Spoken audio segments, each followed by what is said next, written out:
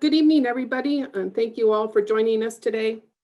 My name is Sue Tippett, and I serve as the Valley Water's Interim Chief Operating Officer for Watersheds. I've been working on the development and implementation of trails with Valley Water since the early 80s, so I've got some experience in this subject matter. During this time, we've collaborated with cities, special districts, and Santa Clara County to build many trails, mostly on our maintenance roads. Deciding to build on or utilize existing maintenance roads was the easy part. The challenge, and increasingly so, is balancing competing interests and opinions about where to put or not to put a trail on existing lands. Today, we will present the public trails on Valley Water lands, a draft policy, criteria, and guidance. Please remember that we are not presenting or discussing specific trail projects or any maintenance or funding needs. Also, Valley Water will not be taking any action to approve the policy, criteria, and guidance today. This meeting is to get your feedback and answer your questions about the criteria and guidance and help to understand the issues that we're facing. During the meeting, we will ask you to respond to a series of survey questions. You will also have the opportunity to ask questions to our team in this virtual world here. Your responses and input will help Valley Water as we consider any changes to the policy that we currently have. If you're interested, you can find the presentation and the draft policy and the agenda on Valley Water's webpage at valleywater.org Trails Policy, which has been posted into the chat box. You'll also hear from our Valley Water Board Chair, Nai Shui. Before we get started, I'd like to introduce Albert Lee from Valley Water's Office of Communications. Albert will provide information on how to access the tools for this Zoom virtual meeting and facilitate the questions and answers session after the presentation. I'll turn it over to you, Albert. All right, thank you, Sue. So I'm going to share my screen here just for a quick tutorial on how to use Zoom. I am considered your Zoom mission control. Just want to get a feedback from our staff. Am I sharing the right screen? Give me a nod. Okay, great. I'm not muted either, right? Okay, awesome. So some of us might be experts on Zoom. Some of us might be new to Zoom, but for the most part, we're on Zoom webinar. It is a mainly listening platform right now. If you are in an area where internet is not the greatest, feel free to call in. It can be the same webinar ID that you use to log in, and that's the phone number on the screen. I myself are having internet issues, and so I'm also using my phone to talk right now. You will have an opportunity to actually ask questions tonight. At the bottom, there is a Q&A portal. We recommend that you enter your questions through there. We don't recommend using chat because it'll get buried pretty quickly. You can also ask questions verbally if you're more comfortable doing that. You will see a raise hand icon on your toolbar. Go ahead and click on that, and I will be enabling your microphone so you can ask your question verbally. So again, we recommend the Q&A and raising your hand. And I do see some folks, we have some regulars here from different meetings, and then some folks from a past life I recognize as well. All right, Sue or Chair Shui, it's back to you. Thank you, Albert. It's my pleasure to introduce our 2020 Valley Water Board Chair, Nai Shui, representing District 5, the Valley Water Board of Directors. She was elected to Valley Water's Board of Directors in 2012 to represent the cities of Saratoga, Cupertino, and portions of Sunnyvale, San Jose, and Campbell. We appreciate her time and ask that you welcome her this evening. Chair Shui, up to you. Thank you, Sue. Good evening, everyone. Thank you for joining us tonight. My name is Nai Shui, and as Sue just said, I represent District 5 on Valley Water Board of Directors. First of all, I'd like to recognize my colleagues on the Water District Board also attended tonight's meeting. On the participants list, I saw District 2 representative, that's Director Barbara Keegan, and also District 4 representative, Director Linda Lazat. And I didn't see any other director's name. Are there any other director at today's meeting? We had Director Santos also join us as well. Okay, so District 3 Director Richard Santos also, yeah. So Director Keegan, Director Santos, Director Laza, thank you very much for your time to be with us tonight. So trails, more specifically for tonight's discussion, is trails along creeks. They are a tremendous asset to our communities. They provide a space for the mental and physical recharge we all need. Valley Water has a long history of collaborating with cities, county, and other special districts on creek trails and other recreational opportunities. We are very proud to contribute to the quality of life in Santa Clara County. However, the creeks in Santa Clara County are also valuable habitat for fish and wildlife, and they support creekside ecosystems, and that requires protection from all of us. So with those two sometimes conflicting interests in mind, Valley Water is in the process of developing a balanced and clear trail policy with criteria and guidance to support our boards and staff's decision-making. And that's why we are here tonight, to receive your inputs related to this very important piece of work. Today's meeting is just one step in the process. This work will definitely continue into next year. Therefore, I encourage you to continue stay engaged with us even after tonight's meeting on this very important topic. So again, thank you very much for joining us tonight. I will now turn the meeting back to Ms. Sue Tippett. Thank you, Chair Sway. First of all, I want to thank the Technical Advisory Committee that was organized to help develop the trails policy and guidance. A number of those members are with us tonight, so welcome. And also a diverse group of community stakeholders has also been instrumental in this process. So it's good to see a number of familiar faces here with us, help us through this. Now I'd like to turn it over to staff for the presentation. As some of you may know, Valley Water already has an approved policy that allows for trails that are compatible with our core mission areas. The criteria that we developed are meant to define and what we mean by compatible. The guidance helps our public agency partners and our staff work through these difficult questions that arise during Valley Water's decision-making process for a proposed trail. And as with all public projects, there is also a need to balance. And at times, these decisions are tough to make. We look forward to getting your feedback. During the presentation, we will have survey questions for you to provide feedback, and we'll share those results with you in real time. Following the meeting, there will be time to ask and answer questions. And remember to raise your virtual hand to ask a question or submit it in the Q&A box. Please be reminded that staff is not monitoring the chat box, so please don't put the questions there. Our two presenters are Lisa Bankosh and Jana Sokal. Lisa is the Assistant Officer for Watershed Stewardship and Planning Division at Valley Water. She has degrees in Natural Resource Management, Environmental Science, Policy and Planning, and over 20 years of experience working on projects that interface with the public with natural habitats. Jana Sokal is a biologist, environmental planner, and our consultant on this effort. She's been creating and implementing innovative park, open space, trail, and habitat restoration projects for public agencies since 1989. And we're really happy to have her here with us. She's worked on a number of projects throughout the county and other counties as well. So she's quite familiar with our facilities. So welcome. And Lisa and Jenna, the virtual floor is yours. Mm-hmm. Okay, thank you so much, Sue and Chair, for that great introduction and welcome. I see we've got about 80 participants here, which is a great turnout, and thank you all for joining us during and taking some time out from your busy holiday season. I'm going to share my screen here.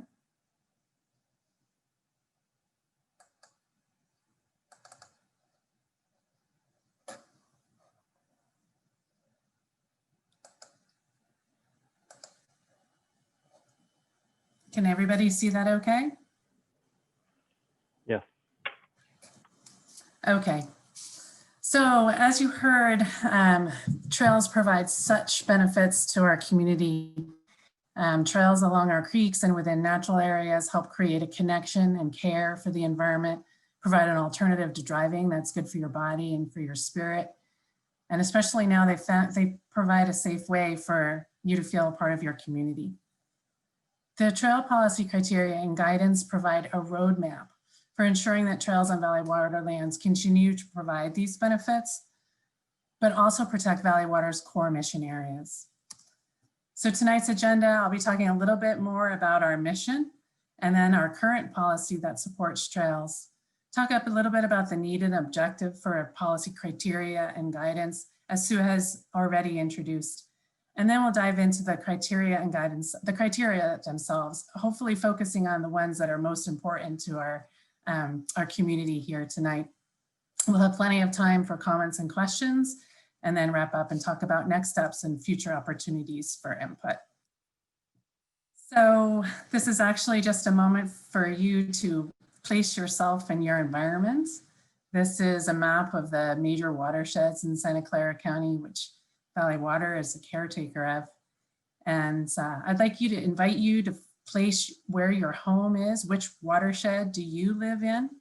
And if it's difficult to see the map, that's okay. Just think about what is your closest waterway to your home.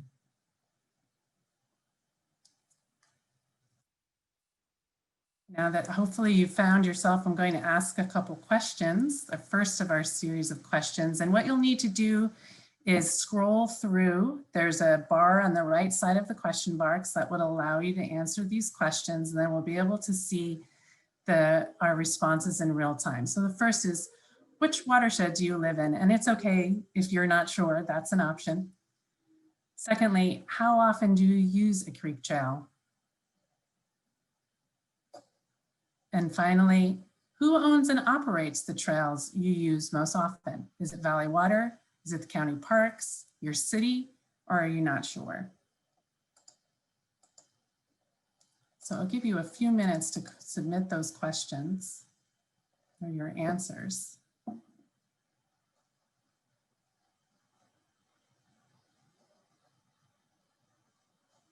And maybe Albert can tell us what some of the responses are, because it looks like I'm not able to see the response summary on my screen. Oh, I'm going to stop the voting shortly here, but it looks like a lot of folks are in the Guadalupe Rivershed, and that's like the lead right now. And then it seems folks tend to use the creek trail whenever they get a chance. So I'm going to end the polling here in 3, 2, and 1. Oh, they're still coming in now. I think everyone's walking back from the bathroom or their dinner. Okay. 3, 2, and 1. Okay. I'm going to end it there. I'm going to share the results. Go ahead. Great. Okay, so it does look like Guadalupe is the winner. Lots of people from the maybe downtown San Jose area, users of the City of San Jose trails. Not so many people are in from the South County, so that's interesting. Otherwise, a nice distribution. Many people use trails a few times a week or when you get a chance, just a few, hardly ever. And it looks like about a quarter of folks feel that Valley Water owns and operates the trails. So that's some really interesting. County parks in my city also evenly split. So thank you for that.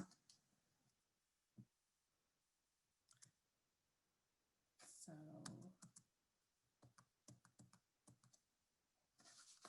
okay, Albert, now I can't advance my presentation.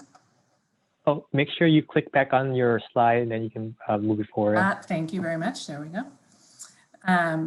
So this was actually meant to make people sort of think about who owns and operates the trails, because in reality, Valley Water does not plan, construct, or operate trails. Instead, Valley Water provides use of its lands to other public agencies or partner agencies, joint use agreement. This must be approved by the Valley Water Board of Directors. And what we'll be talking about tonight are requirements for the joint use agreements for new trail projects which are proposed on Valley Water lands. But just so you know, these requirements are not new. They're actually based on existing Valley Water administrative policy, primarily what's called the Water Resources Protection Ordinance, as well as the guidelines and standards for land use near streams, which were accepted throughout the county a number of years ago. The trails policy criteria and guidance were developed to clarify and sometimes expand this existing policy specifically for trail projects. And we anticipate they'll be considered by the board of directors for acceptance sometime later next year. So Valley Water owns about a third of the county stream miles. That's about 275 miles of streams, 10 reservoirs, and only about 12,000 acres of land in Santa Clara County. And this might not seem like very much, but to date, over 40 miles of trails have been constructed on Valley Water lands. And in addition to these, another 60 or so miles are planned. Before we get further into the criteria, I just want to talk a bit about our mission. We are the county's wholesale water supplier, its flood protection provider, and the caretaker of the stream's ecological health in connection with the water supply and flood protection missions. We were founded over 90 years ago to manage the county's aquifers, which were rapidly going dry at the time. We built infrastructure to store water, slow down flow, and recharge the aquifer. Recharge happens in ponds, reservoirs, and also in the streams themselves. So many of the trails that you use for recreation are built alongside this infrastructure. And when you use them, you're actually looking at what is essentially a vast plumbing system, which keeps our aquifers recharged and then thus available for water use. To provide flood protection to the county, we build detention basins and expand the flood flow capacity of the streams using levees and flood walls. We use a natural flood protection approach to ensure that these projects consider the ecological health of the streams and watershed environments. Each year you can see our crews cleaning out the creeks, removing vegetation and sediment to make sure that the floodwaters can flow safely. And as you know, the health of the creek and the quality of the water that flows to the bay reflects conditions throughout the watershed, not just within the creeks. We take care of that watershed, monitor water quality, and help to restore habitat to encourage the return of endangered species like steelhead trout and salt marsh harvest mouse. We support trails. Valley Water supports trails and access to open space through grant funding. Between 2003 and 2015, we granted over $5 million to other agencies and communities for access to trails, assisting more than 50 projects and providing access to 70 miles of trails. We do long-range planning. The One Water Plan is a 50-year roadmap to integrated water resource management throughout the county and within each watershed. It proposes a series of criteria that helps prioritize projects to ensure they have multiple benefits, including trails and recreation. The district's enabling legislation, our District Act, provides Valley Water the power to acquire, construct, operate, and install recreation facilities. But this power is exercised according to board resolutions, which require that recreation is provided by other agencies, our partner agencies. The criteria we present today essentially, with these policies and resolutions require that the trails are compatible and appropriate with our water supply, flood protection, and stream stewardship missions. So, but the big question that everyone asks is, what is compatible? Policy criteria we present today essentially define that. Again, they don't change existing policy. They just allow us and our partner agencies a clear and transparent basis for our trail agreements. There's difficult questions a lot, as we all know, as you think about introducing new public trails, constructing and introducing new access, difficult questions arise, such as for Valley Water, how will these trails affect our ability to provide effective flood protection, to convey those flood flows, to access our creeks in order to maintain the habitat that we provide? How will they affect water quality, litter, pollution? So all of these difficult questions will be addressed by this policy. The goals We are providing clear standards and evaluation criteria for our consideration of joint use agreements. The criteria also establish what is the realm of the partner agencies, the planning, the outreach for trails, safety, security, maintenance and operations, things like litter removal and patrol.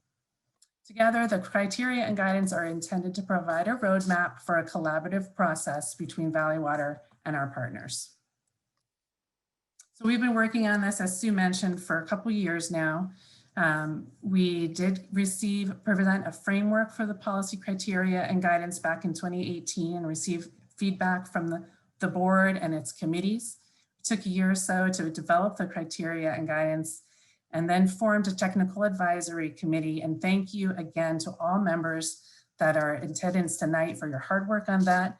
Those are members from the Santa Clara Valley Open Space Authority, the County Parks, Mid-Peninsula Regional Open Space District, City Parks and Recreation. And so these are expert trails practitioners, folks that are really, really expert at balancing public access with other aspects such as habitat protection and operations.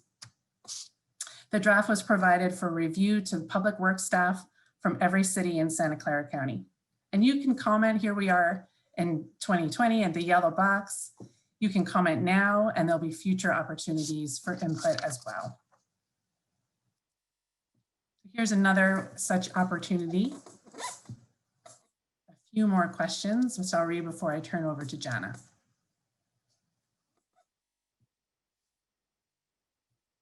Okay, number one, what's your primary reason for using creek trails? Do you just use them, or do you use them for recreation and fitness, commuting, or some other form of local transportation, or to experience nature?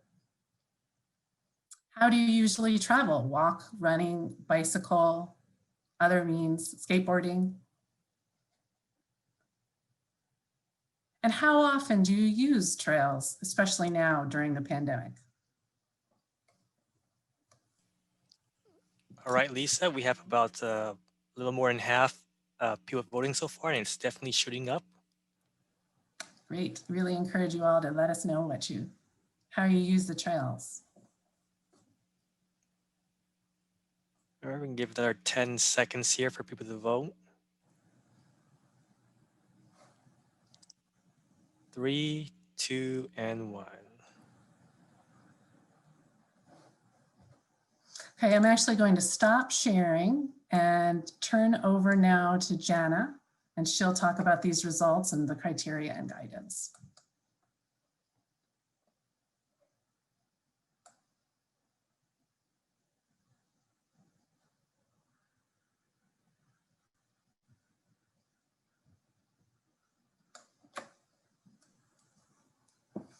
Good evening, and thank you, Lisa, and thank you, Sue, for the introduction. I can see from the posts that really trails are used for many reasons, and which is fabulous, and that walking and bicycling seem to be the top uses on our local trails, and that, like many of us, we're using these facilities more often as we stay at home during the pandemic. Now, let me see if you are able to view my screen. Jenna, I see a bar. Now I see your slides. You're good to go. All right. My hope tonight is that I answer the 3 questions that are in front of you, and that more importantly, I explain the challenges ahead for permitting trail projects on Valley Water lands. I want to set the stage with where joint use agreements are applied within Santa Clara County. This map shows the trails that have been proposed throughout the county back in 1999, when the county did its first countywide trails master plan, and then updated it in 2015. And these reflect regional trail corridors, not necessarily smaller trails that might be within your cities. This next map removes all of the trails that are not located on valley water lands. And it gives you a sense of what exists. Those that are in black are things that have been built over the last several decades, and those in pink are things that are still planned for development. You might notice that there are about 40 miles of trails built on valley water property, and there's 60 miles proposed. Of those 60 miles, approximately 38 are potentially located within riparian habitat. So what is riparian habitat? Riparian is a term that biologists use to describe the plant communities that thrive along stream corridors, where the geology, the soil, and the water support a dense multi-layer habitat of trees, shrubs, perennials, and annual plants. The extent of our riparian habitat has changed dramatically through the years. As you can note on the photo on the left, or the map on the left, represents the extent of the riparian habitat in the county back in 1850. So this is where the rivers ran free and they came out into marshes and seeps, and there was a tremendous amount of habitat. The map on the right represents the extent of the habitat based on mapping done in 2008. It is estimated that 95% of riparian habitat has been lost throughout California. And another way of stating this is that approximately 5% of this amazing natural resource remains in our state, and Santa Clara County is no exception. This habitat has unique qualities that perform functions for us and provide food and shelter for wildlife. When you look from a plane and you're coming into the city, you can see these green ribbons extending from the hills out towards San Francisco Bay. Riparian habitats are also critically important for wildlife. The Bay Area is one of the country's hotspots for the number of species that we host. 80% of all wildlife use creeks at some point in time during their life. 50% of the birds in the United States breed in this habitat, and the Bay Area is lucky enough to still have endangered steelhead that swim upriver in the winter to spawn. It's also a site of critical on the Pacific Flyway in the wintertime as birds migrate. I'd like to ask you just a couple of questions and get your feedback on what animals you've observed along the creek trails that you've visited. Please feel free to check all that apply. Have you seen daytime animals like squirrels and deer? Have you noticed nocturnal animals out during the day, maybe, or maybe on your commute home? Raccoons, skunks, opossums. Are you a birder? And have you noticed waterfowl or shorebirds along? What about reptiles and amphibians? Have you noticed fish in the creek? We have one other question for you as you scroll down.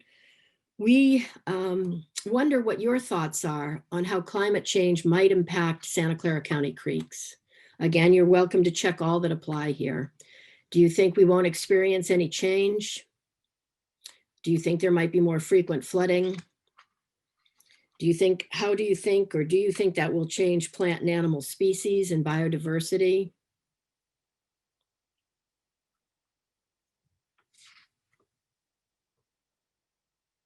All right, we're about halfway there. Give some time for some folks to run back to their computer screen and keyboard. We're gonna end this polling in about 5 seconds. 4, 3, 2, and 1.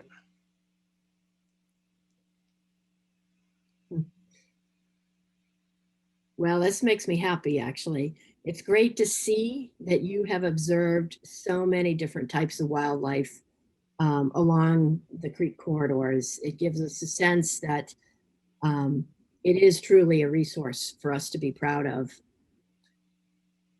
And I see that you too are well aware that climate change will have a big impact on our habitats. Thank you. Let's see.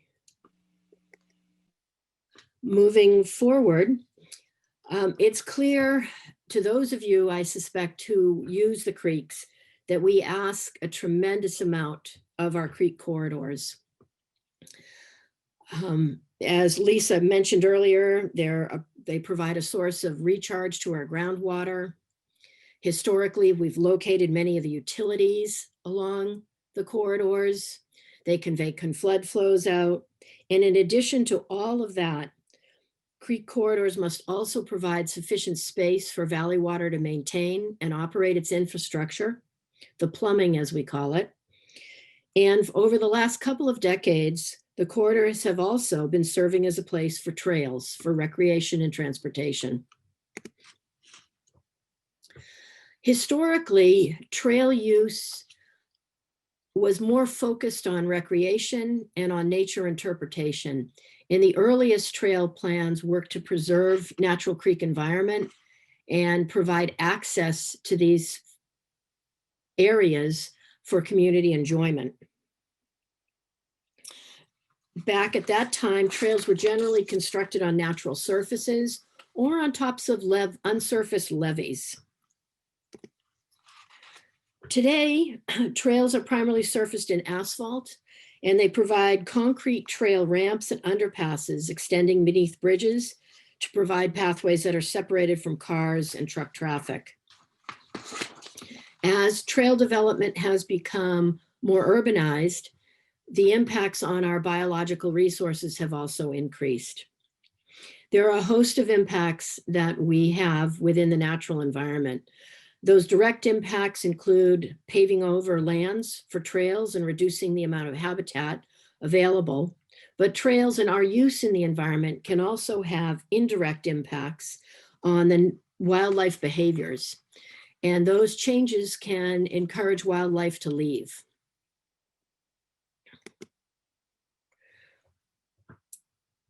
As I mentioned earlier, we have about 40 miles of trails on valley water lands. There are other trails built along creeks, but they might not be on valley water property. And valley water right now has 67 active joint use agreements with 14 public agencies.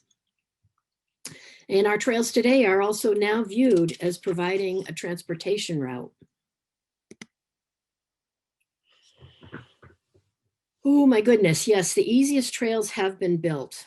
The trails in the lower reaches of our watersheds, where levees were built to contain flood flows, had fewer constraints to trail development. Trails have been built on the downstream portions of Guadalupe River, Coyote Creek, Stevens Creek, Santa Clara Creek, among others. Trails proposed in the urban center, in the land halfway between the bay and the foothills, on natural creek banks, are much more constrained by adjacent development. Fences line the backyards of homes. Sound walls abut the channels, and businesses encroach right to the very edge.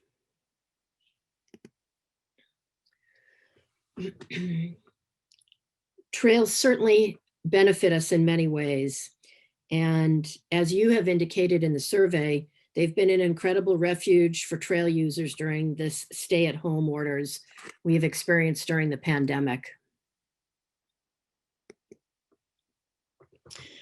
There are many design challenges to the construction of trails.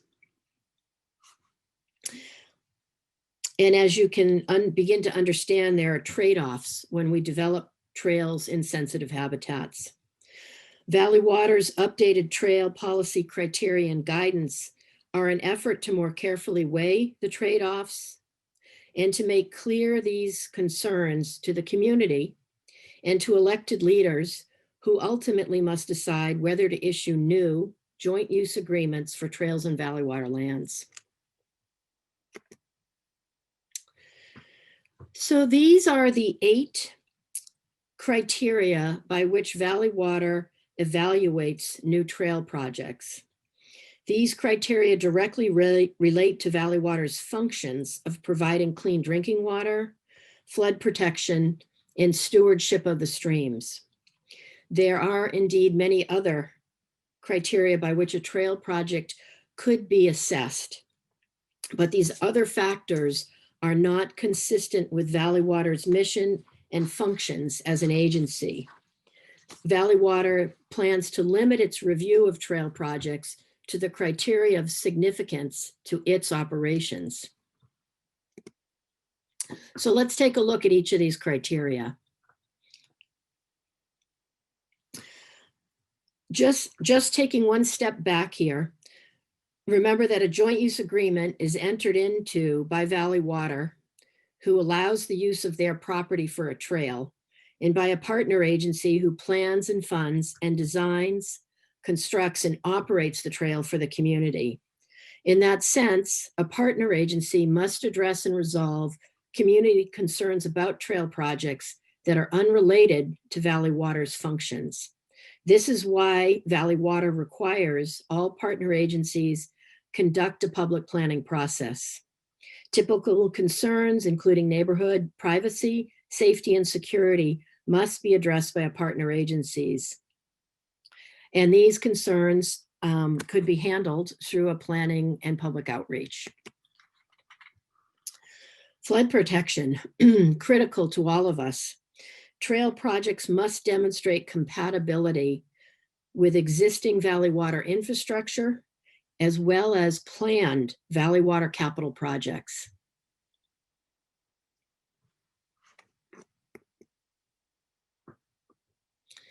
Valley Water operations and maintenance vary by stream and by location within the watershed. In these photos, you can see Valley Water requires both a horizontal clearance across the creek and vertical clearance above the corridor to operate channel maintenance equipment. Valley Water performs all kinds of tasks to maintain and operate its infrastructure. As a side note, this maintenance is extensive because we collectively as a society have not ever really provided enough space for our streams to properly function without considerable human intervention. The creeks have been boxed in by development. Some of the tasks that Valley Water undertakes every year include levee clearing and sediment removal, which typically occur in the downstream reaches closer to the bay. Vegetation management and tree pruning often undertaken a little higher in the watershed. And it's really important to remember that as we build trails within this footprint, the trails add cost to operating and maintaining the creek channels.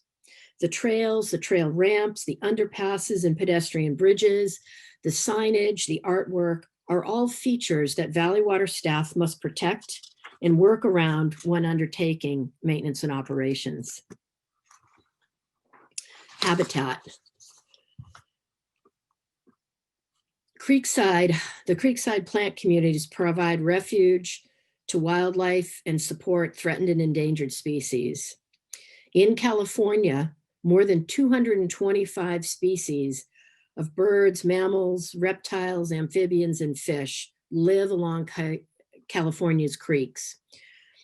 Throughout the Bay Area, riparian habitat has been lost and degraded, and climate change may further impact these habitats. So it's critical that the siting of trails, the maintenance of the remaining riparian habitat is preserved and protected in future trail projects. As part of that streamside stewardship function, joint use, partner agencies must submit a biological resource when applying for a joint use agreement. And it's really important that in this new criteria that I point out that although a trail project might clear CEQA, it may still not be suitable for development on Valley Water lands. CEQA's thresholds may not be the same as those held by Valley Water. It is likely that there may be no new trails approved that parallel creeks in riparian habitats. And trails that are proposed in the vicinity of riparian habitats may require a buffer to protect sensitive wildlife.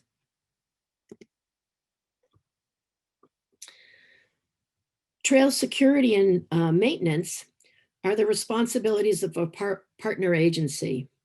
Regular patrol, daily and annual maintenance, including litter pickup, trash removal, trail sweeping, asphalt resurfacing, trail closures, care and watering of planted vegetation are just some of the tasks that partner agencies do each year to care for your trails.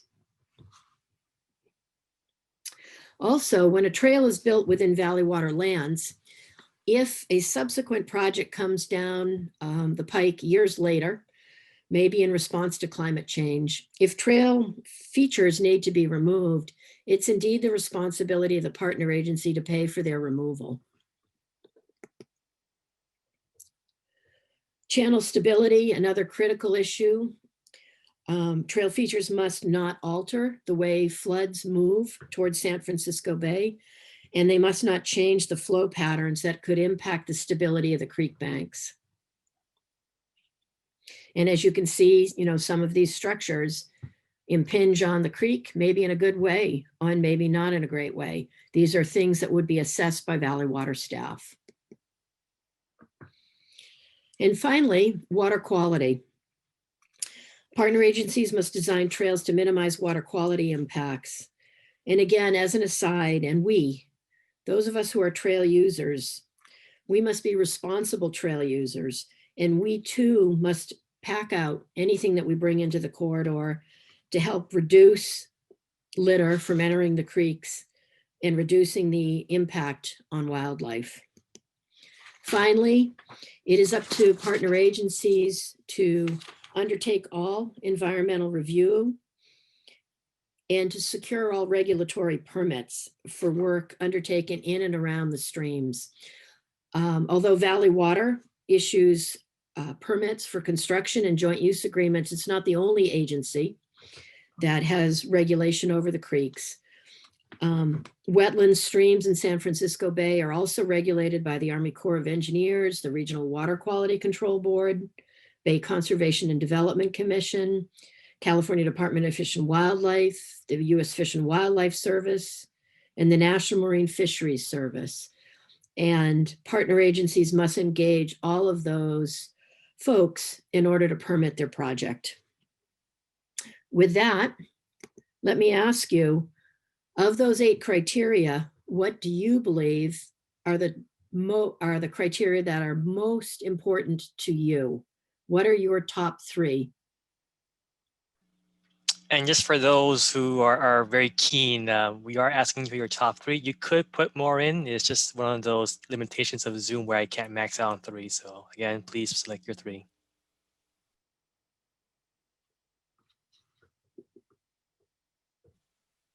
All right, the votes are coming in fast and furious. And we did have someone just mention in the chat box, time, access, and safety permitting.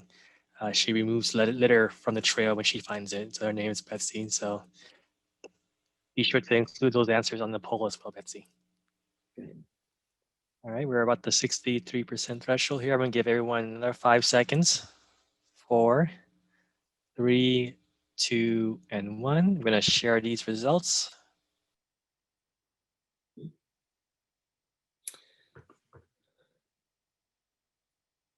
It's interesting. It looks to me like the top 2 are habitat protection and water quality.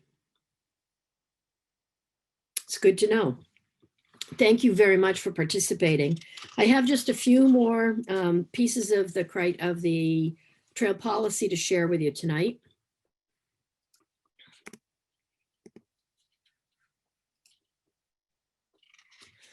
So the 8 criteria are supported by a guidance document, which is available on the website. And that guidance goes into greater detail about the criteria.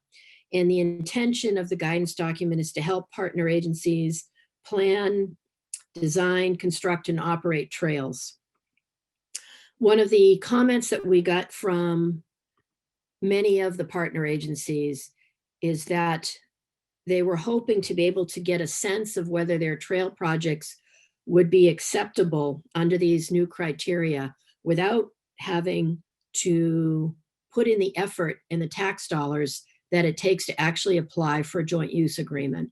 So the new trail joint use agreement process is a two-step process that allows trails to be screened early, and if they're not suitable, to not move forward. Let me talk to you a little bit about the two steps. So the screening process is really requires trails to be designed at a conceptual level and for a general assessment of habitat impacts and physical impacts to valley water infrastructure. That process includes site visits with valley water staff to allow partner agencies to fully explain their project goals and for all parties to look at the site constraints and opportunities and get feedback, written feedback from Valley Water prior to moving further down the design, the planning and design path. If that project seems to be potentially suitable, eventually an agency would have to apply for a joint use agreement. These are just a few of the things that are required in a joint use agreement application. The full list is included in the criterion guidance document that's again available on the web. But this is a significant undertaking when you have to perform all of these studies to make sure that a trail is compatible with the functions of valley water, providing clean water, providing flood protection, and being a steward of our creeks. Let me just wrap up with where we are in the process. We'll have an opportunity for comments tonight for the remainder of the meeting. And then in moving into the beginning of the new year, the trail policy criteria and guidance will go before the Board of Directors subcommittees for review and refinement and public comment. And eventually later in the year, it will be brought forward to the full board for their adoption. And you will be able to provide public comment at any one of those points. I have a couple more questions for you. There are 3 questions here. They take a little bit longer in time, so we're going to put them up on the screen one at a time.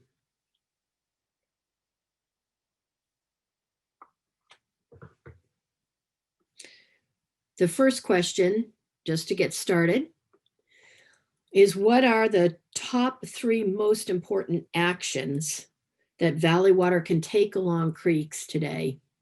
Is it to partner with the agencies to build new trails for recreation or transportation? Is it to develop more opportunities to experience nature in the urban core? Is it to make sure our creeks are cleaned up from trash and litter and from encampments that might be along the streams? Is it to build more flood protection infrastructure? Or is it to restrict trails in sensitive habitats in order to protect wildlife and water quality? What do you value the most? Your top 3, please. All right, the votes are coming here. We're gonna give some folks another 15 seconds here. Especially those who may be clicking while watching our meeting tonight. So don't burn anything while watching the meeting. Hop on over and answer the poll questions. All right, 5 seconds, 4, 3, 2, and 1.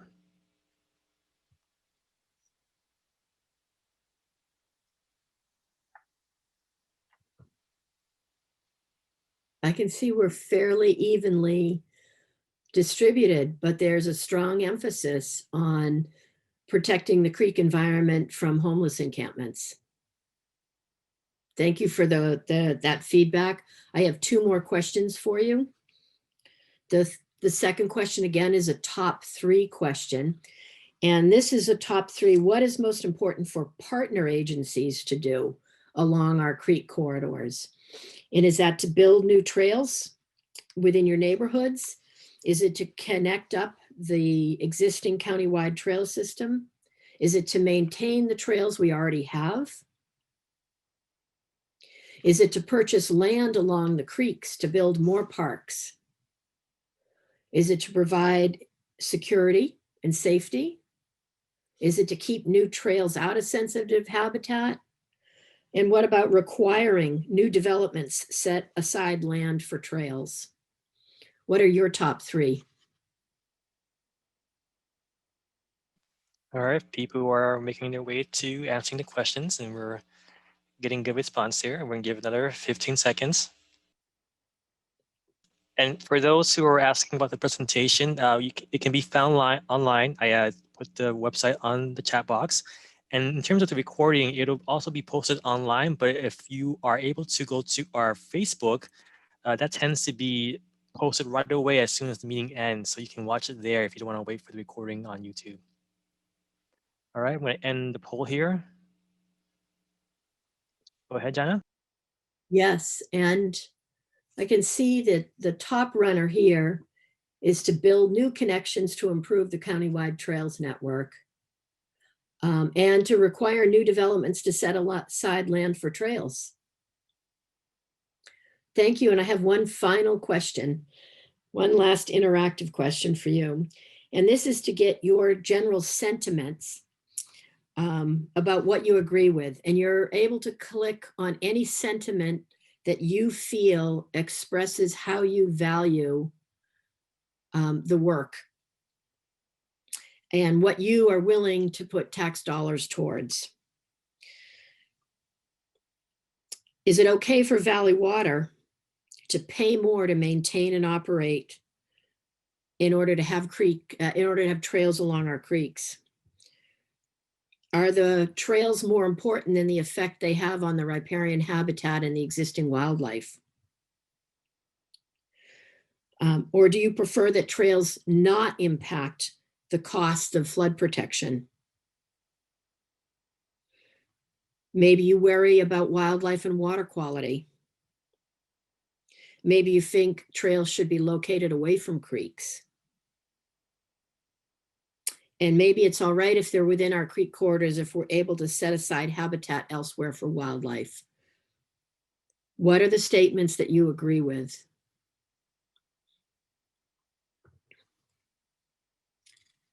All right, we're going to give some time here. And those on Facebook, I know some of you may ask where the survey questions are. There's a Survey Monkey link I'll be putting in again for you to enter the same questions. For those who are on our Zoom chat, they're seeing a screen that pops up on their side. So looks like Joseph and Belinda. I'm going to post that again for you to see.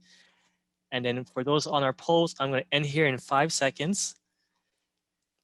And if you hear a dark dog barking in the background, sorry about that.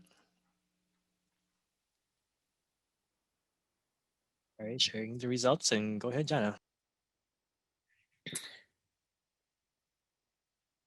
So based on those of you who are attending tonight, it seems as though trails should be outside of habitats, and habitats should be set aside for wildlife. And that you're worried about wildlife and water quality. Those are our 3 top responses tonight. I want to thank you very much for taking the interactive survey. We're going to open this up to public comment and questions. I also want to note for you up on the screen that you can send comments in the future into the web portal that's up on the screen, as well as directly to Lisa. And I'm going to now turn it over to Albert and Lisa. All right, just give me one moment here. I did see a comment on Facebook about where these posts. For those who are on Facebook, the posts that we're referencing are within Zoom. And so for our Zoom viewers, they're able to see it. But for those who are not able to see it, can actually answer those questions on a Survey Monkey link that I just posted on Facebook. So again, I'll just be posting that shortly here. And in the meantime, I think we have some folks to recognize. Chair Shui, were you able to see who else joined us tonight?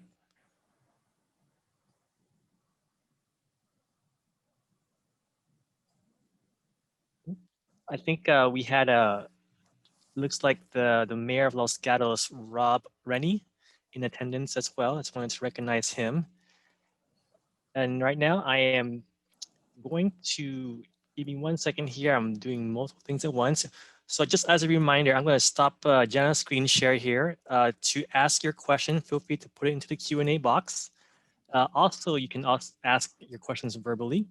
The questions that you may have in the chat box may get buried, but please feel free to ask them in the Q&A portal. And I'm also looking back and forth from the Facebook comments because there are some questions there as well. I'm going to first start with our questions in the Q&A box. So just one moment here as I remove Janet's spotlight and spotlight myself and Lisa. Albert, All right. actually just make kind of a concluding remark in regard to the survey questions before Sure. we Go ahead. general question session. Thank you. So I just wanted to thank everybody for taking the survey and kind of explain a little bit about what we'll use those answers for, which is essentially just to learn more about our public who are attending this meeting. It really was a tool in order for you, our community, and our attendees to really kind of think about the questions that Valley Water faces. We understand that these questions are not, some kind of a scientific sample or any type of, a voting or indication of preference. So it really was for your engagement. And thanks for responding. All right, great. Thank you. All right, we're going to start off with a question from Lauren Ledbetter. She asked what other agencies own creeks in Santa Clara County, since Valley Water owns about 275 miles of the 800. Right. So thank you for that question. And actually, there are a number of other agencies that own creeks. Any of them that own property within the creeks or next to the creeks can own the creeks. So that can be Valley Transportation Authority, school districts, cities. So a number of other agencies in addition to Valley Water. Great, thank you. I'm going to jump over to our raised hand here. We have a question from, I hope I'm saying this correctly, the Shield Leads. I'm going to enable your microphone. Go ahead and unmute yourself and ask your question. Hi, I hope you can hear me. My name is Dashiell Leeds. I'm the conservation assistant for the Sierra Club Riparian Chapter. I have a question about language in the draft trail policy. I'll do a quick quote from the language. It says that new construction of trails or trail segments within wetlands or parallel to waterways within contiguous riparian habitat shall be avoided, and an appropriate buffer provided where feasible. So we have a couple questions about this language. One is, what is an appropriate buffer and how is that defined? And two is, how is feasibility defined or determined in this context? Thank you. Go to Lisa. So thank you. And we're getting really into the meat of the matter here. So this is actually quite a new restriction, although, as I mentioned, the Water Resources Protection Ordinance and the guidelines for land use near streams already instruct and prohibit uses within riparian habitat and removal of riparian and native trees, and also require a buffer. This policy is strengthening that. As I said, it's not new, but it does provide a way for staff and the board to evaluate new projects that are proposed. In terms of the size of the buffer, Valley Water at this time is not requiring a particular width of buffer. And so, they're recognizing that, as Jana mentioned, and as we all know, these corridors are extremely constrained by adjacent development. We are hoping that any buffer can be provided and that it's going to have to be determined on a case-by-case basis. And that basis is really determined through what Jana mentioned, the biological resources assessment. So the partner agency, as part of this process, must have a qualified biologist perform an assessment of potential impacts of both construction and use of the trail to the biological resources, which include the riparian habitat and the stream resources, the aquatic resources as well. We'll propose recommendations for how the trail can be aligned to avoid those impacts and an appropriate buffer. In terms of feasibility, I'll need to ask you to again read the language. Oh, are you asking him to come back on to reread? Yeah, he needs to come back on because if that's possible, because I think it would be beneficial for the audience as well as myself to hear what your specific question is referring to. Sure, Dashil, your mic's enabled. Great. Yeah, I'll reread the second half of the sentence. An appropriate buffer provided where feasible is the second half. So it is referring to the buffer because you'll notice that that feasibility criteria does not apply to the trail being outside of the riparian habitat in general. The feasibility criteria applies for the size of the buffer, and that is essentially because it may not be possible to have, an adequate or any kind of a buffer given the current development, but we're feeling like we're trying it the best we can in order to protect that habitat with that criteria. Great, thank you. And then I did want to recognize a couple of comments on the chat box. I think Betsy had mentioned earlier that during the habitat and wildlife segment that she did see some river otters on Santa Tomas Aquina Creek. She just sat in that she couldn't take pictures of that. All right, moving on to our next Q&A questions here is we have one from looks like Emma Schlays. Of the 38 miles of trail in the riparian corridors, are those still all planned or any existing?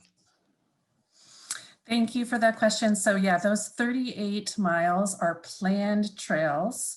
But I do need to say there's a certain caveat there because that is a very rough number that's based on some mapping of riparian habitats that was used using aerial photos. So I don't want anyone to think that it's an exact number. It was really meant to give kind of an idea to paint the picture of how much of those 60 miles of planned trails on Valley Waterlands potentially would impact riparian habitat and are actually shown within it. Now, I also have to say that the trails plans and the mapping of the trails is not always very exact.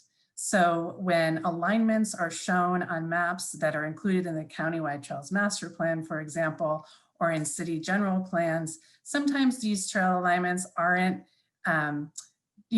they didn't have either the technology or the survey data. So again, it's a general number, but those are all planned trails, not existing trails.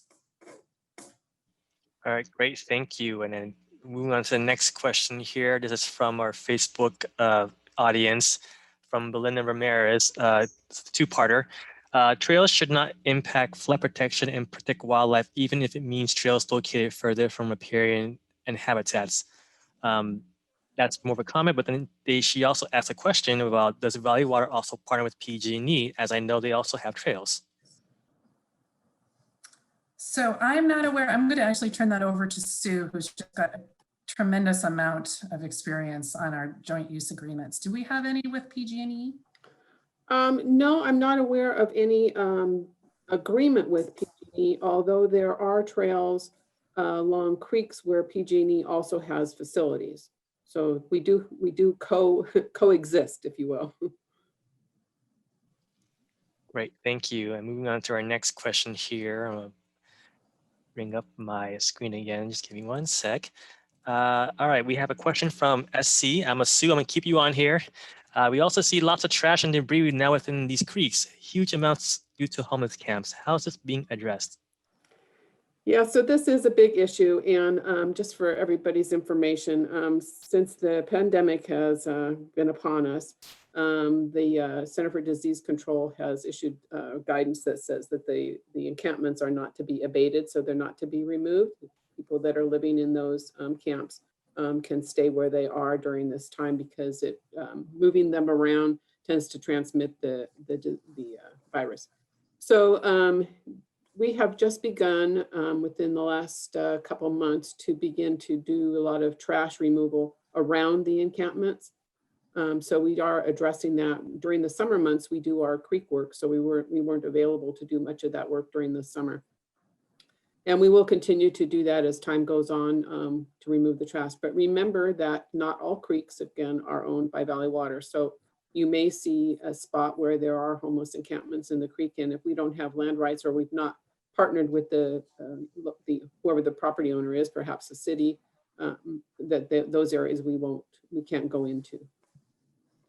Great, thank you. I'm gonna go. If I could just add, Oh, sure, I just have a number which I kind of want to show off, because I know that last year there was 681 tons of trash removed by Valley Water crews associated with homeless encampments. So we are working very hard when we can to address that issue. Great, thank you, Lisa. I'm gonna go with one more Q&A question here and then hop over to our verbal questions. This question comes from Ronald Horry. He asks, will new policies affect existing trails? Thanks. No, that's a pretty easy one. These policies are for trails that are proposed. So only new trail projects would be subject to this criteria. I do want to remind everyone, though, that the policy is not new. A lot of the criteria are based on existing ordinance. Great, thank you. And then just a comment from Lawrence Ames here, just mentioning that trails are important and creek corridors are often ideal. All right, moving on to our verbal questions. Craig Fisk, I'm going to enable your microphone. I also see that you have a written question here, so feel free to ask that as well. You can now unmute yourself, Craig. Okay, thank you, and thanks for the presentation. I had several questions that just kind of move up a level from liner points to general visionary leadership questions. I had been using the Los Gatos Creek Trail quite a bit, and it was already addressed, but the bum trash problem there is really pretty incredible. There's also the bike hazard problem, and I'm not sure who the actual maintainer is that you work with in the case of that trail, but I fully expect to wind up in the hospital at some point because of being mowed down by a bicycle. But I think in general, the visionary points, I was kind of shocked by the number, the amount by which riparian areas have been reduced, especially when we think about the Bay Area as part of the West Coast Flyway for migratory birds. And maybe there should be a visionary goal for the Valley Water Authority to increase or restore some percentage of the riparian areas. Instead of planning new trails, we ought to be spending the same money and the same efforts on doing outreach to educate people about why riparian habitat increase would be a good idea. And also kind of a point, I know in the case of Lake Cunningham, the area around there, it's very hard to find any native plants for various reasons. Over the past 100 years, a lot of non-native plants and trees have been introduced, and that also is very bad for bird habitat.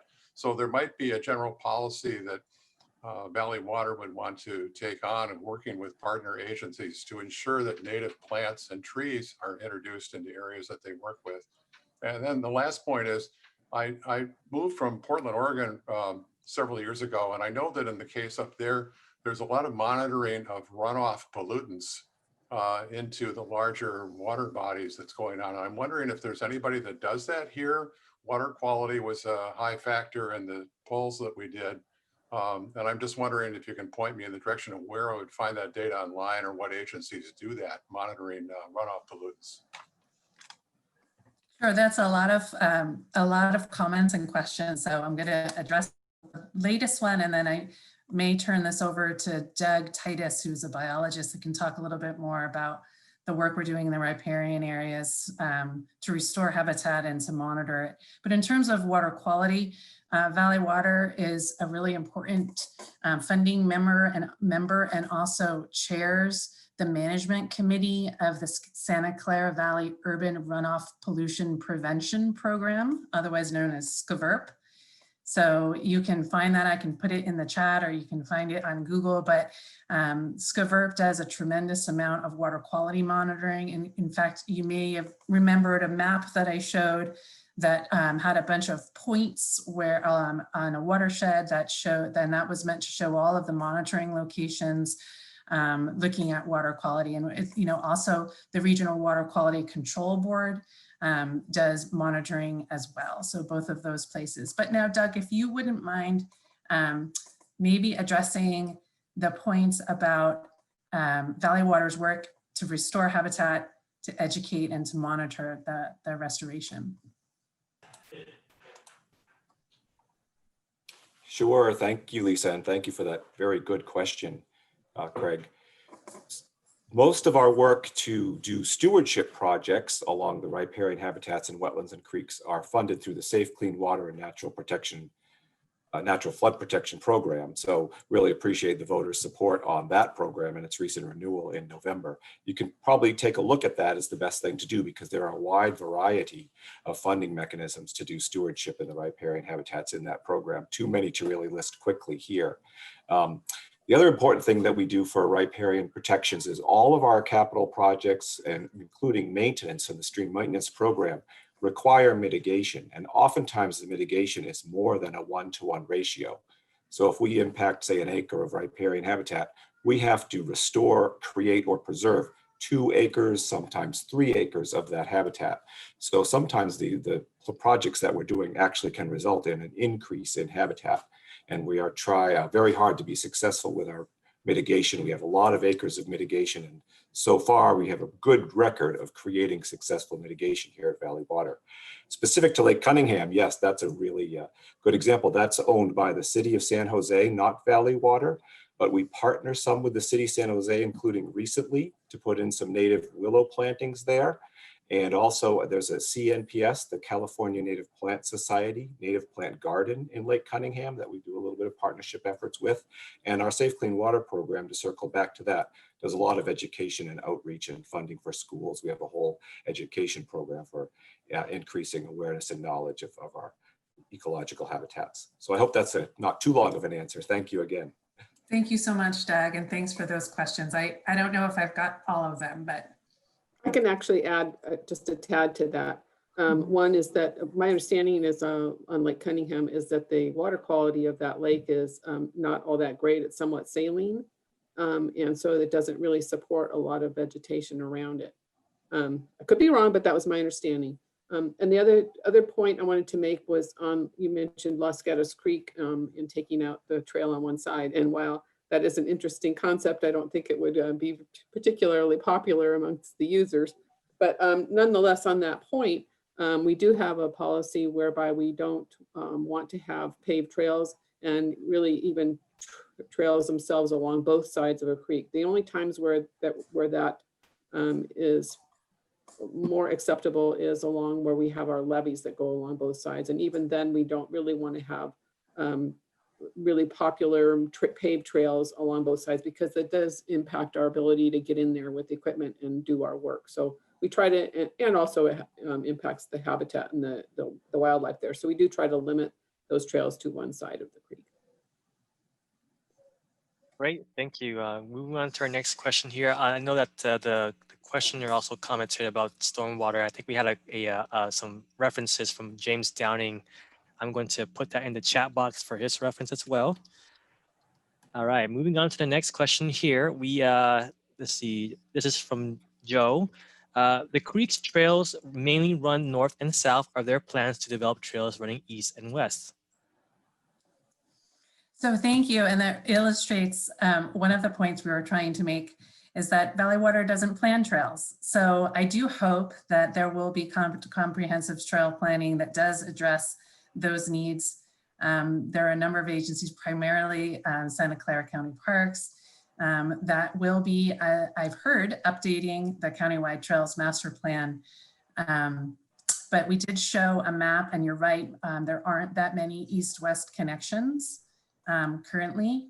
So stay tuned for maybe some updates to the countywide trails master plan. And Right, also on that note, our creeks do run from south to north towards the bay. in the north part of the valley, and of course in the southern part they go towards Monterey Bay. But there's very few creeks that head off in any direction that's east-west, other than from the east foothills down to the valley floor. Could I provide just a little bit of more insight into the mileage and fill in just a couple of gaps? Please. I see questions about the mileage of trails and trails in the chat box and in the discussion here. In the mileage that I listed, I want folks to be aware that there are about 60 miles of trails proposed on Valley Water lands. Of those 60, about 38 are potentially within riparian habitat based on the aerial mapping that Lisa indicated. But I also want to go back in time and say that those trails were identified, many of them in 1999, a long time ago, in a big, broad trail planning effort. And that the feasibility of those trails may not be fully vetted. And that's why the Valley Waters Trail criteria and guidance will be helpful. But partner agencies are going to have to look at them. Sometimes we put a line on a map without really fully understanding what's going on. So I want you to be aware of that. And then earlier in the presentation, I also noted that there are more trails planned along creeks and in other cities that don't fall under these criteria, and that you would have to monitor those projects independently, because these criteria only apply to lands that are owned by Valley Water. And there was a comment in the chat, these are 275 miles of creeks that are owned. And then to the gal who saw the river otters, please check out the River Otter Ecology Project and send your sighting in, because they are here, and it's lovely to hear that you saw them. That's a wonderful experience. That's all. All right, thank you. What I'm going to do right now, I do know that there's quite a few just comments. I'm going to read some of the comments and then get back to some of the questions just to help move our program along here. Betsy, also the River Otter person, mentioned that the Santa Thomas Aquinas Trail has allowed her to replace upwards of 15,000 miles of car commuting with bicycling over the last 7 years. That's awesome to hear. Thank you, Betsy, for sharing. Also, we have here from Chaco, this is very informative. I hope you can protect as much riparian habitat as possible. Creating trails as off-road bicycle highways is an unfortunate and unwelcome trend. And then also we have, let's see here, from Lawrence Ames, want to design trails to minimize damage. 100-foot riparian setback policy was to protect enough land for both habitat and trail construction. Some trails have been built too close to creek, example, Guadalupe downtown. But sometimes trail does not need to enter habitat, example, to cross a creek or to pass under a roadway. So just a couple of comments there from Lawrence. I'm going to jump to Facebook quickly, unless you have any comments, Sue, so that you're unmuted. If not, I can go into this Facebook comment question that is going to be for you, actually. From Jackie, Brett here. Are you providing trash bags and pickup to the homeless community? If not, perhaps consider this. I think we have a recent announcement about a program, right, Sue? Yeah, I'm not sure whether the agreements have been signed yet or not, but we do have, actually I take that back. Let me start over. We have a program where we do provide some bags to the city of San Jose as a part of their program for providing bags to the homeless. But we also are embarking on a new program, again, with the city of San Jose, that's cash for trash. And that's the one I'm not sure whether the agreements have been signed yet, but whereby the homeless are offered, I think it's $4 a bag to pick up trash, and that is monitored by the city. And so that, it's done properly. And so there's those two efforts to provide facilities for the homeless to clean up trash. Great, thank you. And I'm going to read a couple of comments on here from the chat box from Lauren Ledbetter. PTA has a planning effort to identify east-west bicycle connections, recognized as an issue to the county-wide bicycle plan. Also, David, I will probably miss the last part of his name, Poskel, sorry. He mentions that San Jose Councilmember Arenas also has concerns about water quality in Lake Cunningham. The lake is a significant part of nature and recreation. please consider in improving water quality for this lake. All right, I am going to jump to a verbal question now to those who are patiently raising their hand. First up, I have Bill Rankin. I'm going to enable your microphone here. Go ahead and unmute yourself and ask your question. Hi, yes, Bill Rankin. I'm president of Save Our Trails, and much appreciate this conversation you're putting on tonight. Save Our Trails is a Santa Clara County Trails advocacy group, and I also live quite close to the Guadalupe River, therefore I'm in the flood zone and pay flood insurance. So I'm curious about when flood control work might be done on the Guadalupe River, and curious as to when that might enable a trail to be built south of Virginia Avenue along the Guadalupe. Thank you. So Sue, I'm not familiar enough with that reach of the Guad in order to talk about the potential for a trail, but so I may turn that over to you, or maybe Usha, who is with our community projects review unit, may be really familiar with that stretch. But in terms of flood protection projects, the district or Valley Water has already completed very significant flood protection projects on the Guadalupe. We, in partnership with Army Corps, are working on additional flood protection, infrastructure further upstream, as well as we're looking at doing we're looking at the lower Guadalupe River in terms of addressing some flow conveyance problems and issues. And we're going through that planning process right now. So lots of work ongoing. Looking at flood protection on the Guad. In terms of the trail, maybe Usha might have more familiarity with that. So actually I can speak here to a little bit, then turn it over to Usha. Let me just say the one thing about the Guadalupe River project in that area. And that is that the Guadalupe River project was really done and is being done in partnership with the Army Corps of Engineers. And so the continuation of it as we go upstream is dependent on funding from the federal government. And this particular reach has been not in their area of funding for some time. So we've been looking at funding that section of it locally and seeing if we can then move forward a little bit on it. And as far as the trails go, I'll let Usha go ahead and answer that.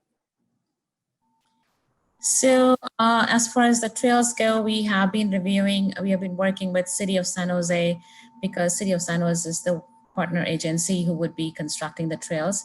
And we are reviewing the Guadalupe River Trail Master Plan and providing our comments at this time. Great, thank you. All right, moving on to our next question here. This is from Margaret Johnson. She asked actually a really good question. So when we say Valley Water property, do you really mean that Valley Water owns the property, or is it really public property under Valley Water administration? So I can answer that, and that's very true. It is public property under Valley Water administration. We do own it. We own it, and owning it means we own it in fee title. It's own it just like you might own your house. But it is, like you mentioned, it is public lands. However, that doesn't mean that all of those lands are open for public access. So some of the Valley Water's lands are not open for people to walk around on. Most of the lands are, but some of them are not. Great, thank you. You can also conceptualize it as we're like stewards for these public lands and make sure that we do it for the public good. Yes. All right, moving on to a question also from Margaret here. Given that there has been an increase in the ecological preservation and restoration functions of Valley Water, and that Valley Water has traditionally had a culture of civil engineering projects, what is Valley Water doing to increase the ecological expertise of your staff and structure? Well, honestly, we have always had a tremendous depth of expertise in our ecological staff. You heard from Doug Titus, who is a senior biologist for us, or I'm sorry, he's a senior water resources specialist. He oversees a very talented staff of biologists and ecologists. We have a really deep team of expertise in fisheries. We have excellent botanists. I myself, I'm an assistant officer over the Watershed Stewardship and Planning Division. I have a background in, I'm actually a botanist by trade, and I've done lots of environmental planning work over the years. And so Valley Water, you are correct. We do a tremendous amount of engineering, and I think that you're right. We have been known as sort of an engineering agency, but there are definitely many staff at the staff level as well at the leadership level who have that biological expertise and that stewardship ethic. And I'll just add a little bit to that too, in that, because I have been at Valley Water for many years, and the engineering, is needed to build things, to put things together, to get them onto the ground. But the culture and the meshing, if you will, of the other sciences and biological, ecological, environmental practices and schools of thought are becoming very, very integrated with our work. So I think we're becoming a much more balanced agency. Yes, thank you, Sue. I would completely agree. I've only been here for 2 years, but even in time period, we've created an Office of Integrated Water Management that really makes sure that all the different sides of our organization are working together really smoothly. So thank you for that question.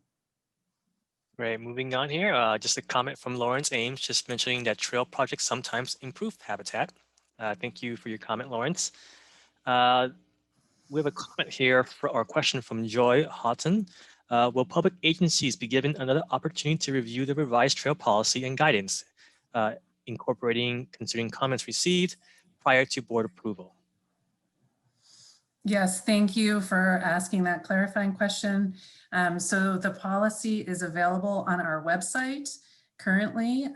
Maybe Albert, you could share again the website address. And so there will be plenty of opportunity. We'll be taking comments on that throughout the period of the spring. And then there will be other opportunities to verbally comment, either to our full board of directors, but prior to that to committees of the board. So yes, plenty of upcoming opportunities to participate. Great, thank you. We're going to move to a raised hand question here. We're going to go with SC. I'm going to enable your microphone. Go ahead and unmute yourself, SC. Hi, can you hear me? Mm-hmm. Loud and clear, go ahead. Okay, hi. Hi, I'm actually Shari. I'm one of your water ambassadors here in the San Jose area.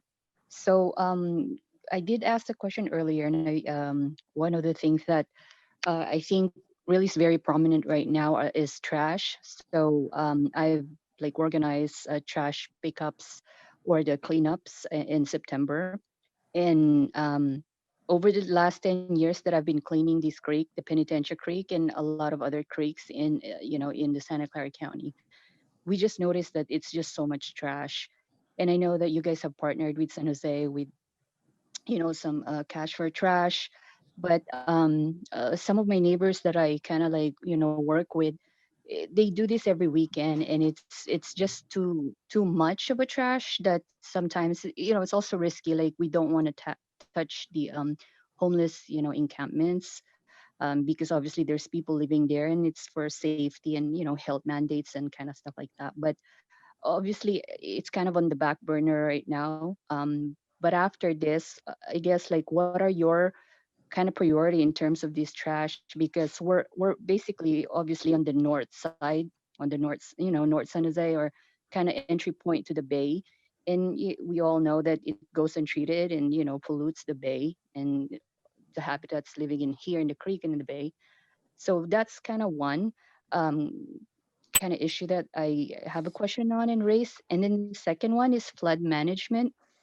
I know it's not such a big deal sometimes, but we are close to Coyote Creek, which has flooded, And even Penitentiary Creek, during the couple of years ago, when there was a storm, I went out to just kind of like observe the creek, and it was almost at the top of bank, and there were no monitoring. I know Palo Alto has a flood monitoring device, but what about here in San Jose or in other areas? Are you guys putting a little bit more of emphasis on that in the creeks to alert, I guess, like the neighbors? Because just as an instance, the fire, I know it's different, but we were scrambling whether we were going to evacuate or not. And obviously a flood is another, this kind of a disaster. So what are the plans for that as well? Because I know it's not on water quality and stuff, but it's also in flood management and I guess awareness for the community. So those are my two big ones. Thanks. Okay, I can answer those. Thank you very much for those questions. As far as the trash goes, yes, we do understand that it is a huge problem. And I think I mentioned earlier that we've begun to do that trash cleanup. Of course, we have the entire county to do, and we have very limited staff that do that sort of work or that are available to do it actually. And so we are moving our way around the county as the weeks go on. But, because there is so much trash, I mean, we'll be at one reach of creek for, a week picking up the trash that's there, so it's quite a lot, we agree, but we will get there. And then as far as your, the flood monitoring, we work closely with the city of San Jose during heavy rainfall events. We have an emergency action plan that we implement, before and during those events. And that includes having staff out in the field monitoring known hotspots. And so while you may not have seen anybody in a particular time, they either were there or would have been there, or, they're in the area. And so we are familiar with, I assume this is the Mayberry part along lower or upper Penitencia. And so we are aware that that is a spot and are monitoring it. The upper Penitencia Creek is a creek that we have on our plans to do some flood protection improvements. It actually be some interim flood protection improvements in the coming year. So we're working towards making that a much safer spot. Great, thank you. I'm also going to read a couple of comments here to kind of move the program along. This is from the show leads again. More comment, continuous trails should be kept out of the riparian habitat that remains. I am pleased to see that the trails, I am pleased to see that trails should be located outside of habitat areas and away from the creek to protect it. Was a top survey result. So he had seen that separation. It was a common feedback in the survey earlier. Another comment here from Joe, not a question, but a comment. I saw 2 steelhead swimming up Saratoga Creek about 25 years ago at Santa Clara Central Park. Last fish I have seen of any size. I think we've been seeing some also steelhead in other parts of our watersheds of late. I think we also did a fish rescue as relates to Anderson Dam. All right, so going on to our next question here from the Q&A portal. Looks like this is from Ross from the Friends of Stevens Creek Trail. I've seen homeless bring trash into the area to sort through and find recyclables, then just dump the trash there. Has Valley Water considered having sorting tables or trash receptacles available nearby but away from the creeks? I'm guessing Sue? Well, I don't think we have, and I'm a little bit leery about putting tables out there because I think they will become part of people's residences. As far as trash receptacles, typically there are trash receptacles along along trails. They may not be big enough, but we've not found that they get used particularly often. So I think the efforts to just pick up the trash as we've been doing, is going to be what we have to address these in the immediate future. Great. Moving on to the next question here in our portal. Eileen McLaughlin, she asked, it was said that 30 miles of trails would be subject to the new policy. Also, discussion focused on riparian habitats. Are any of the planned trails along tidal or brackish habitats? And if so, does the policy address those habitats? So the policy does address all planned trails, all future planned trails. The numbers we gave were really sort of to make a point that there's a lot coming up and that a lot of these trails are close by or potentially will impact sensitive habitats, including bayland areas. I don't have off the top of my head a number of trails or mileage that may occur in wetlands. But essentially the answer is that these policies will apply, or these criteria will apply to all future trails. Great, thank you. I'm going to jump over to our raised hand here, Linda Ruthruff. I'm going to enable your microphone and go ahead and unmute yourself. Linda? Yes, I'm Linda Ruthruff. I'm the Conservation Chair for the Santa Clara Valley chapter of the California Native Plant Society. I had two issues that I'd like to address. One is that I'm very, very happy to hear that you are working to keep trails off of both sides of a creek. I think that's a wonderful news, and I'm wondering if that's a practice or if that is written into the policy that you will protect at least one side of the creeks.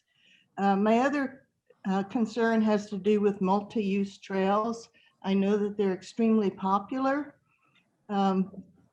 It seems to be able to give access to a lot of people, but what I've noticed is that once you allow bicycles, especially commuter bicycles, on a trail, it really limits the use of the trail for people who are just trying to enjoy nature. And what I see very, very often, if someone is birding or a mother's, walking along with her young children, that in order to protect themselves, from having a bicycle come upon them quickly, they step off the trail. If they want to look at a bird, they want to look at a flower, they step off the trail. And when we have situations where people are constantly stepping off the trail, then it ruins the habitat all along the trail. Any restorations that you might have done get trampled. And so I'm wondering if there's a way that you can at least leave some of the trails, and especially the ones along riparian corridors, if you can leave some of them more for enjoying nature than for riding to work, and in that way be able to allow people to actually enjoy the nature that is there. So those are my two questions. So I can answer the question regarding whether the requirement to avoid trails on both sides of the creek is written into the criteria and guidance. It is in the guidance section. The criteria are very brief and are meant to be, in essentially requirements that are then explained in the guidance. And so that is written into the guidance. And then regarding your very good point about multi-use trails and the different users and how people use trails and what they want to get out of them, I think that was some of the reason why we wanted to ask questions and those kinds of questions and find out, how many of you use them for wildlife viewing or nature, contemplation versus transportation. It's good to know that we all see those differences. And I'm also glad that there's probably, quite a few of our partner agencies in the audience listening to your comments, because that type of consideration, the use of the trail, those kinds of decisions that need to get made as to the access are really within the realm of our partner agencies that we enter into agreements with. Great, thank you. I'm doing a quick time check here. We're about 9 minutes left. I'm going to read through some other comments here and then jump to the next question. This is a comment from Mary Buxton. I'm attending to protect wildlife. I'm so glad that this meeting is meant to strengthen the guidelines for protection of wildlife and habitat. I support a stronger policy that allows the least impact on riparian and aquatic ecosystems. Some sensitive areas should have no trails. Trails should be no more than 8 feet high and have no lights. Since we have only 5% of riparian habitat left in California and locally, I like the idea of increasing and restoring riparian habitat instead of building new trails. The suggestion made during the meeting about the need for community education is important.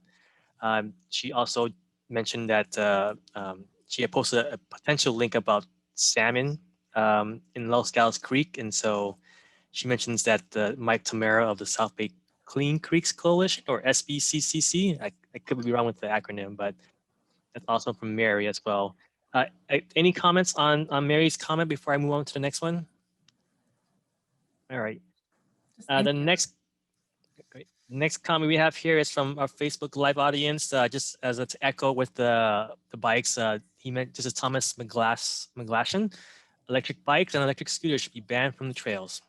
That's just the end of his comment.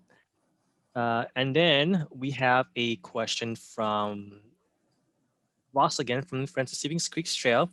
Is there any budgeting to purchase properties with development too close to creeks to re-enable the reestablishing of the riparian corridor? In cases, sorry, let me repeat that again. Is there any budgeting to purchase properties with development too close to creeks to enable reestablishing the riparian corridor? And in cases, opening up enough space for trail corridors? Very long vision. So because you're talking about a long vision, we actually do have someone who's very familiar with that kind of visioning process and long range planning on our panel. And so I would like to ask Brian Mendenhall to address that question. Sure, thank you, Lisa. Good evening, Brian Mendenhall with Valley Water. And yes, certainly, I mean, one of the concepts of a more integrated approach to water resource management for Valley Water means really looking at the entire watershed. And so as we look at those creek corridors and what their current uses are, one of the things we do want to consider is the current use the best use? Of course, Valley Water has limited fee or easement ownership of property, but we do partner with others. And so we certainly are not in the business of what you would call eminent domain. We don't go in and take over properties.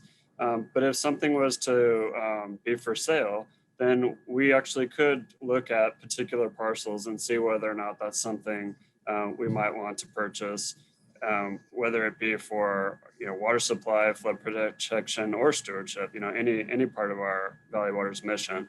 So that is something we can entertain, and oftentimes things like that would be done in partnership with others.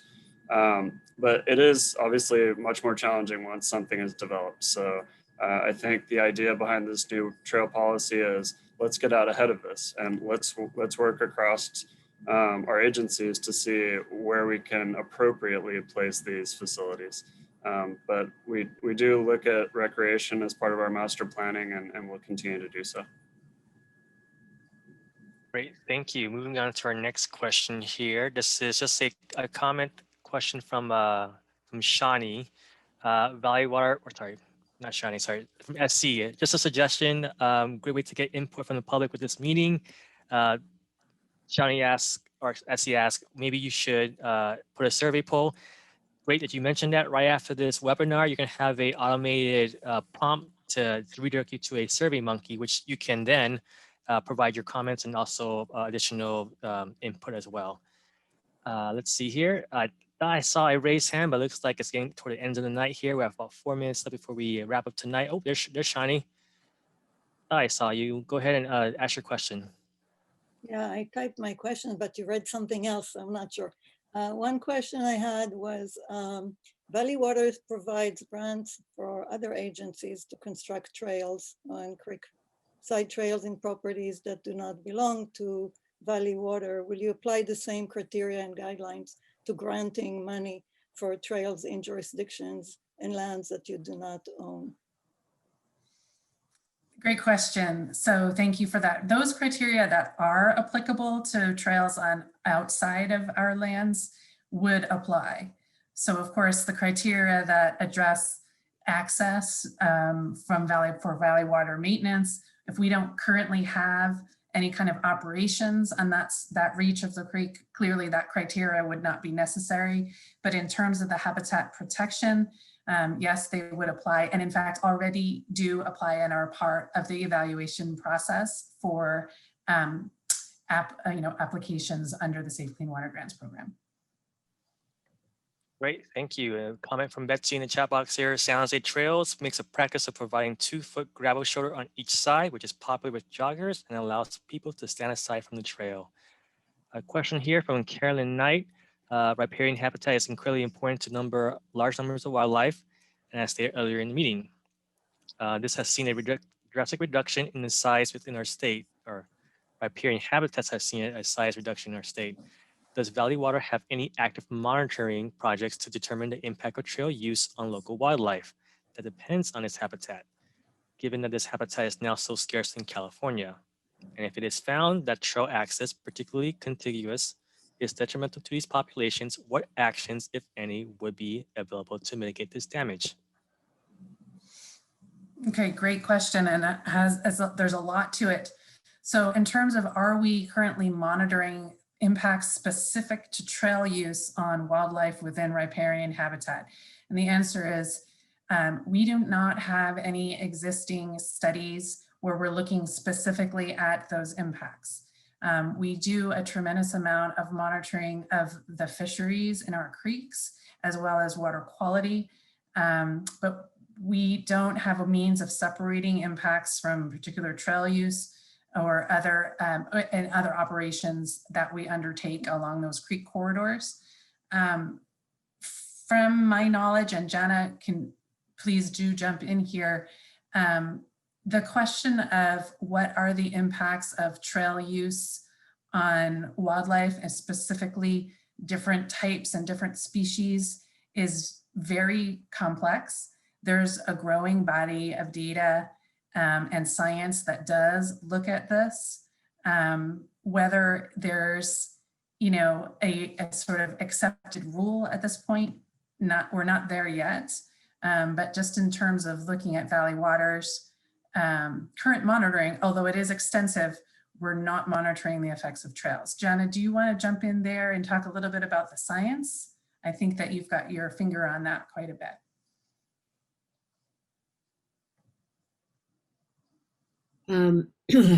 I personally have conducted impact on human disturbance from trail use in other types of habitats, in brackish marshes, in tidal marshes, in salt ponds. I will say that it's harder to get at human use impacts in a riparian corridor because of the complexity of the habitat. And all of these studies require intensive levels of research and monitoring. So they're fairly expensive to conduct.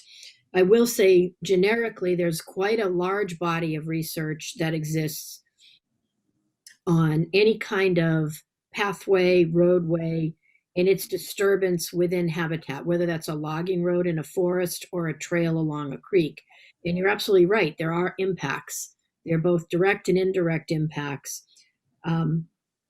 How we measure those impacts is wide, and it would be a really interesting subject area to take up, and maybe even partner with some of the local universities to see what might be able to take place. I will point out one other thing though. If we were determined, as we would, probably there's some level of impact. The question is, how do you mitigate that? And one of the things about trying to create more riparian habitat, you can only do that along streams. And as many commenters have brought up tonight, we have no land left along streams.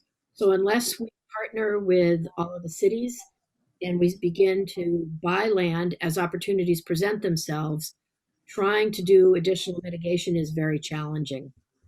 And I'd be happy to have a longer conversation, but for tonight, that's where I'll leave it. Great. I'm gonna read one more comment and ask one final question for tonight. This is from James Eggers. This is kind of a follow-up comment to the earlier previous question. James says that he's a certified Sierra Club outings leader. Our local Loma Prieta chapter has more than 300 hiking leaders lead 600 hikers, or they have more than 300 hiking leaders that lead more than 600 hikes per year with 6,000 participants. And we intentionally avoid areas and trails that are environmentally sensitive, so please plan and support only trails that protect and improve local habitat. So that was just a comment from there. And then I have a question from Ronald. The new Anderson Dam outlet pipe outflow will increase, causing more flooding on the Coyote Creek Trail. Is the trail being redesigned? Perhaps Sue? Yeah, that's a complicated question. Because the Anderson Dam outlet pipe will be enlarged, which will allow for increased flows to be released in the event of a heavy rainfall event or flooding, so that the flooding can be reduced. However, that doesn't mean that that we will be letting more water out of the reservoir, because we want to conserve it. So our operations in the final end will be very similar to what they are now. However, during the construction part of that project, there will be potential for increased flooding on the trail. But the project itself does not have any plans to relocate the entire trail itself, because it's already in a floodplain. However, I am familiar with plans a master plan that the county has, because this is a county trail, that would be relocating parts of that trail at some point in time further away from the creek and the floodplain. So it's a long answer with not really a very definite response to you. Great, thank you. And we're heading to the end of the night here. Thank you for your patience and bearing with us throughout the night. I am going to remind folks that if you have other questions, you can submit them through our survey once it pops up on your screen after this webinar ends. Please feel free to add your contact information so staff can get back to you. And with that, I'm going to hand things back to Sue for the chair. Yes, thank you. Yes, thank you very much. I'm really very happy that you all attended this evening, and I'd like to just turn the mic over to Chair Shui to make some closing comments. Thank you, Sue. And I again just thank everybody for your participation, and your survey results. It has really revealed the community's desire that I think we anticipated that, because during the November measure as election process, that the water district has done a pretty extensive outreach to the community, and very similar results came back as what we saw tonight. So again, thank you very much. We'll take your input seriously. And I also want to thank our staff for a great job. It's not only the material, but also the management of this meeting. And thank you again. Have a nice holiday, and just please continue engaged with us on this process. Looks like many people are interested in it. And throughout the year, next year, there'll be many opportunities for you to continue to be engaged. So thank you.